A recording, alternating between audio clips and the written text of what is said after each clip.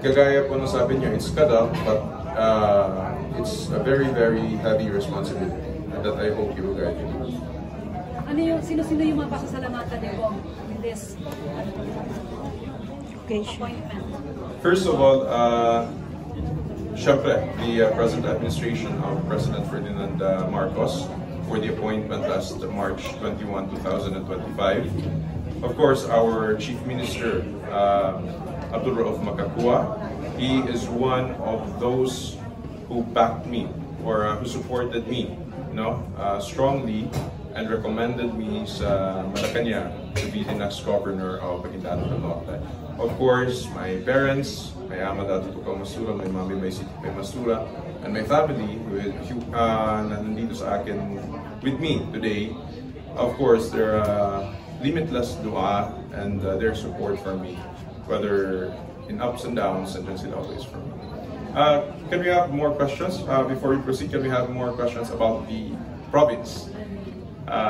Siguro sa status ng employees natin. Sir, message na lang siguro, sir. Message. Salaries, definitely, inshallah, ditong pag-assume natin, asikasuhin natin na matanggap ng ating mga employees yung salaries nila. Diyan sila nakikinig. I think, may Ramadan bonus, sir? Ramadan bonus. When it comes to Ramadan bonus, I do not think local governments are allowed to shell out an amount from the budget na papangalanan nating Ramadan bonus. I think that is unique sa BAR. So kaya nilang gawin yon, but us dito sa probinsya, we cannot do that. Maybe pwede nating hanapan ng in some other way, but shelling out a chunk of the budget of the province for Ramadan bonus is definitely not possible. Ano yung first sa mga changes ba?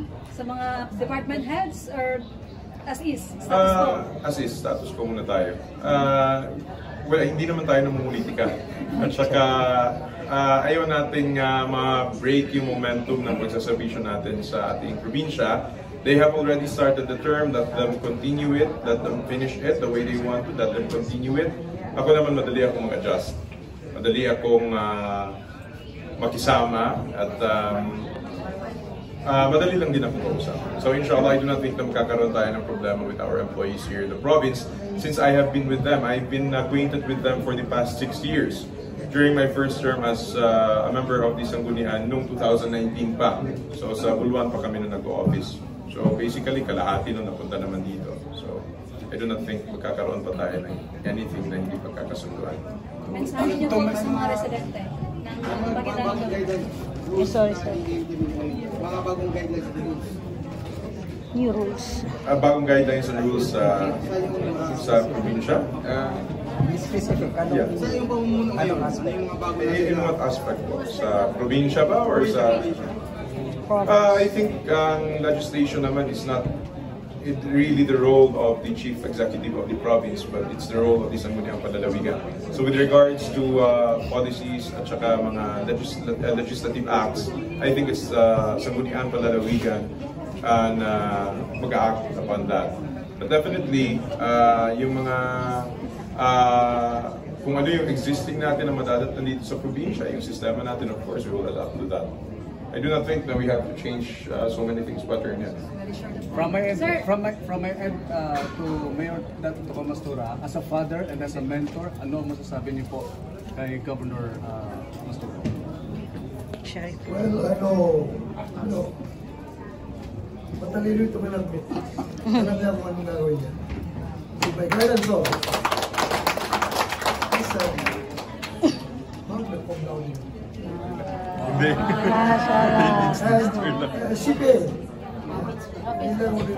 Like father, like son.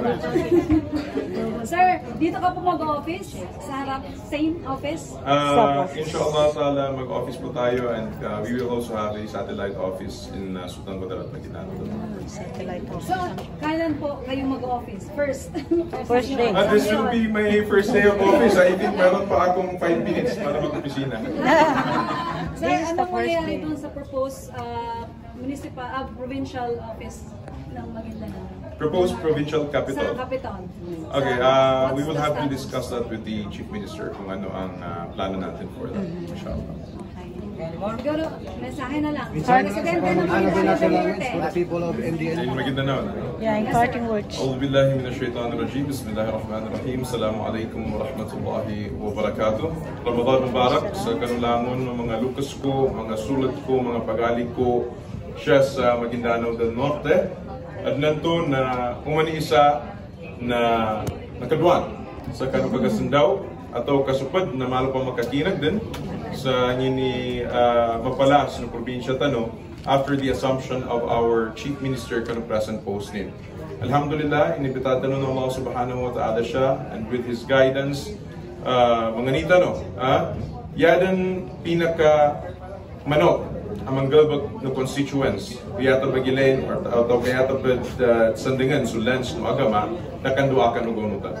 So, anan to na i-take tanong sa opportunity tanong sa guna Ramadan, abidan na ikadwapulong kupito no Ramadan, amemayan to, pag-observan tanong sa layla itong tanong, induatan no, not only me, but our leaders in the Bangsamoro region, gusto kita no ng mga leaders siya sa province of Maguindanao del Norte. Rest assured, masikin lang ang tanong nakatawan tanong man ni napagukit na Maguindanao del Norte for the past 3 years. Nadin lo ni controversy, nadin lo ni manusukuan pedu kapalawak, nanto digit kabagayon, ugad alhamdulillah na inadin Allah subhanahu wa ta'ala sa kabagayon, inadin sa atulan nasampay tanong sa guna. So I do not think that we will encounter any more problems dito sa probinsya natin. Everything is going well. Everybody goes along well. So panganirin tanong ka ng Allah subhanahu wa ta'ala na makatalos, makatulayo niya ba kapamagayon. Wabillahi tawfiq wal hidayah. Assalamualaikum warahmatullahi wabarakatuh. Walaikum salam.